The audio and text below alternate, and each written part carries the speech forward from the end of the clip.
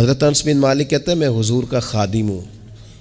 میری اماں خدمت کے لیے چھوڑ کے گئی، پر حضور جب بھی مجھے بلاتے کہتے یا بنیا، او میرے پیارے بیٹے۔ یہ خادم ہے گھر میں، بچہ خدمت گزار، اسے بھی او پیارے بیٹے،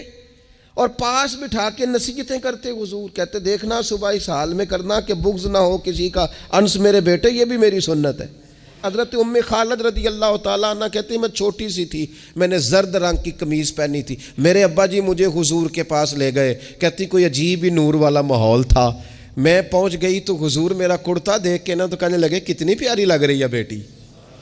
کہتی میں حضور کی مہر نبوت سے کھیلنے لگی، میرے ابا جی مجھے کہنے لگے ادھر ہٹ یہ کیا کر رہی ہے، تو حضور فرمانے لگے ٹھہر جانا، بچے تو بچے ہی ہوتے ہیں،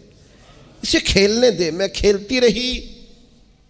اور حضور مجھے دعائیں دیتے رہے۔ کہا اللہ کرے تو یہ کپڑا پرانا کرے،